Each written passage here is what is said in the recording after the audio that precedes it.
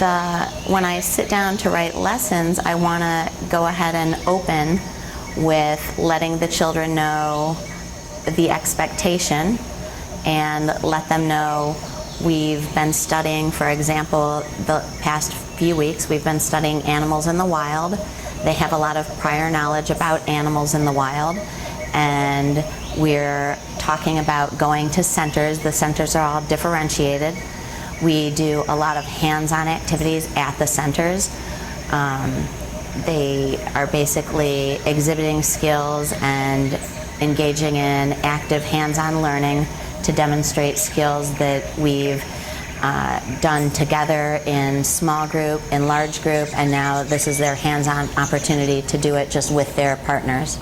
Good morning, friends. Good morning, friends. It's great to see you today. It's great to see you today. Hooray, it's time for school. Hooray, it's time for school. Well, we've been working with wild animals this week, and it's really super exciting. I know you love all those wild animals, and we have some really exciting centers for you to work in. Well, some children will work at iPads doing beginning sounds this morning. Other children will be working at the computers doing Imagine Learning. Miss Lane will be doing phonological awareness activities and graphing with some people. Miss Ross will be doing handwriting without tears. You're going to be working on the letter F with a fish and a frog. When you go over to blocks, you're going to be building an animal sanctuary or a zoo. And when you're at dramatic play, you're going to be working in the zoo hospital as you have been this last week. Now, I wanted to talk to you about the animal sanctuary here. And as you can see, we have a Venn diagram. Now let me move these supplies out of the way. We have a little Venn diagram, and we had talked about these big cats.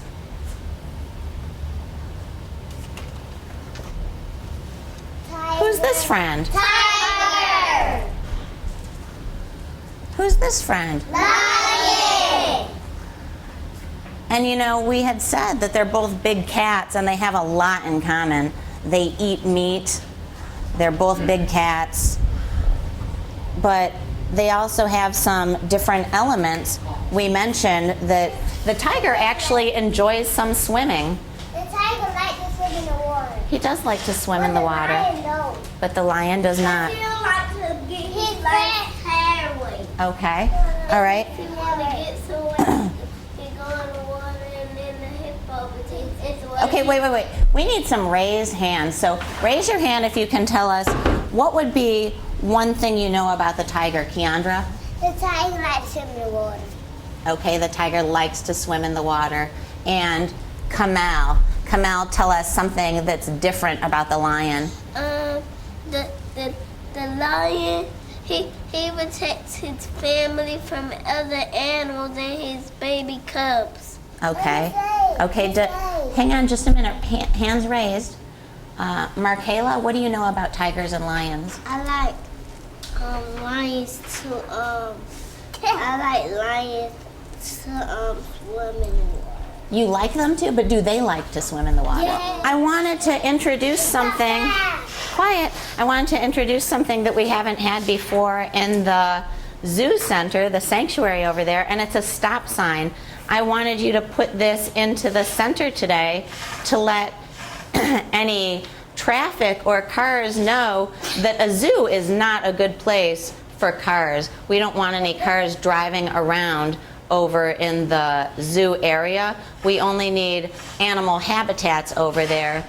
I'm going to pick a stick and ask someone to put the tiger and the lion and the stop sign over in the area. So I'll close my eyes and I'll just randomly pick a stick, and it will be Janera. Janera, will you please go put these 3 items into the zoo sanctuary?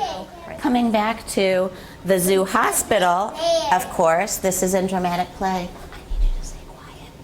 This is for dramatic play. Well, we have our polar bear here, and I selected him today, although when you're at the dramatic play area, you'll select the animal who you want to give a checkup to. Well, I'd like to give him his checkup today, And so, of course, when I'm at dramatic play, I'll see the doctor's bag hanging. Okay? Well, out of the doctor's bag, I have pulled my 3 tools.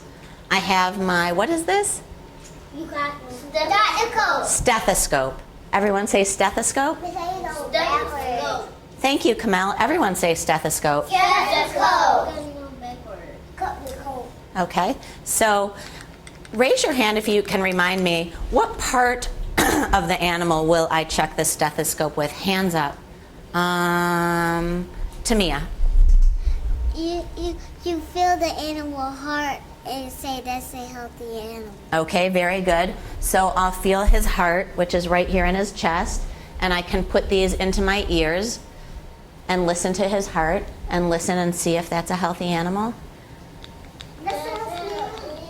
And that's a healthy animal. Okay, very good. And so I'm going to go ahead. Okay, please leave it alone, honey. Thank you. Okay, all right, Janera. And I have a pink form right here. And so where it says heart, where it has a picture of someone taking a heart, giving a heart exam with a stethoscope, and it has the word heart, I'm just going to go ahead and put a ring around the picture and heart because I know I did my heart checkup. The next one has a blood pressure cuff and it has the word blood pressure. Okay, now here is a recipe for the animal meals. Well, here's the polar bear, and I could choose to give him 1, 2, 3, 4, or 5 fish. Raise your, let me pull out a stick to see who's gonna help me out here. Tyresia. Tyresia, would you like for me to feed the bear 1, 2, 3, 4, or 5 fish? 5? Okay, thank you. Go have a seat.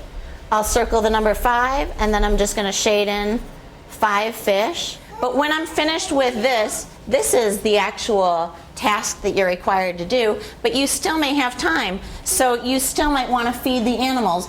Raise your hand if you can tell me, and I mean raise your hand, not shout out, what animal eats fish and meat? Markayla?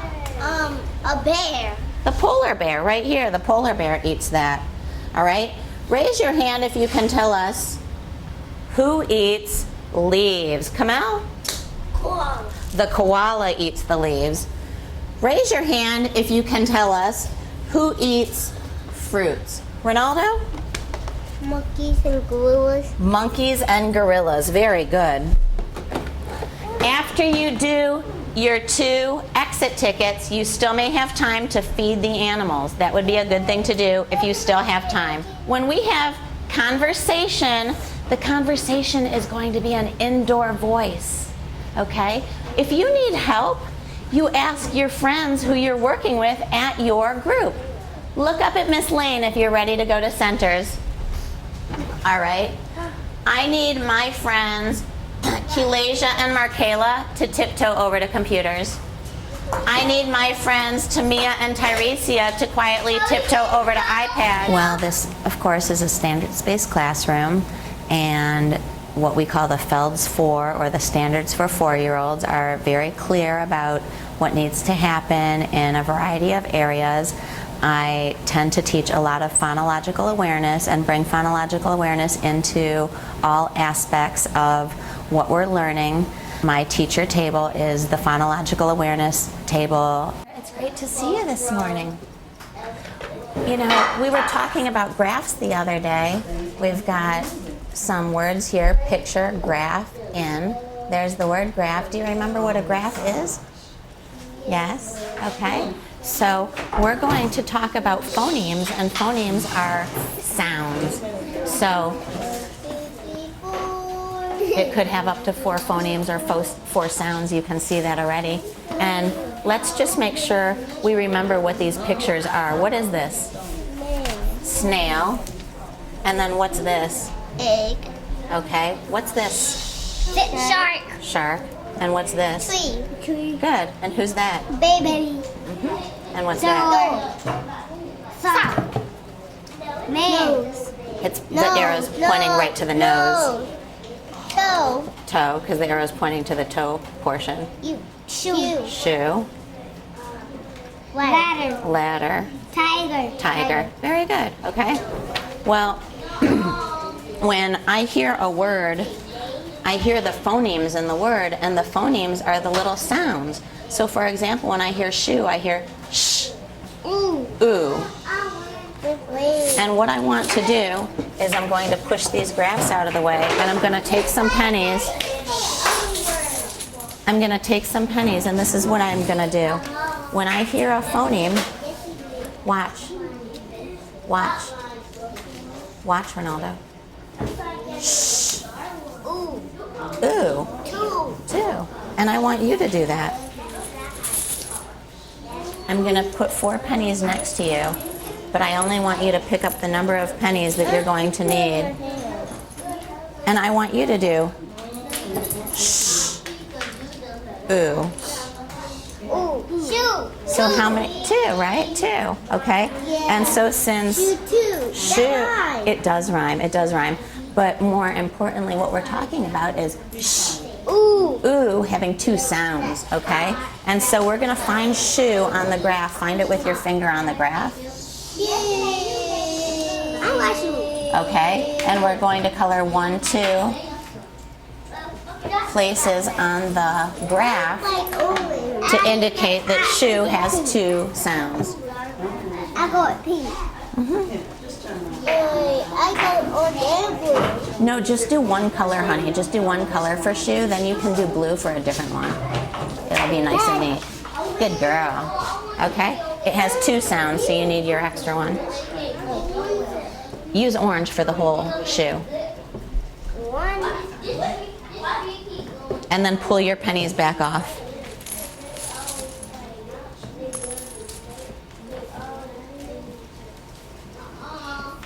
Okay, now get some pennies and tell me how many sounds you hear in toe.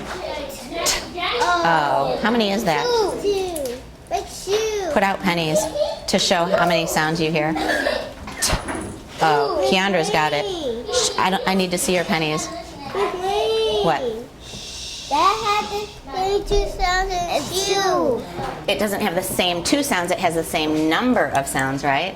Yes. So are those Equal. equal? Very good. I love your math word, Ronaldo. Toe. Okay, so find toe, and how many boxes will you color in for toe? 2. Now, is 2 greater than 2, less than 2, or the same as 2? Same as 2. Equal. Now, don't go out of the lines because you want to keep that neat for when you do ladder. I'm done. Okay, we're going to do one that's more challenging. Take the pennies off. Okay, listen to my word. Nose. Oh. 2. Let's, 3.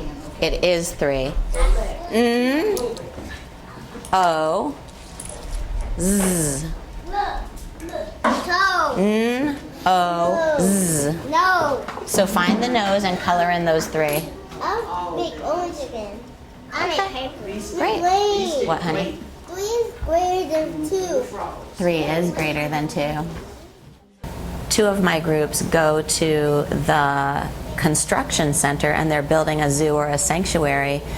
One way in which I differentiate that activity is that I hand my children who are exceeding expectations some word cards with the names of animals on them and another set of cards that lists elements in the environment, and I have them place those cards around the animals or around the environment to indicate labels, and they're able to read those cards.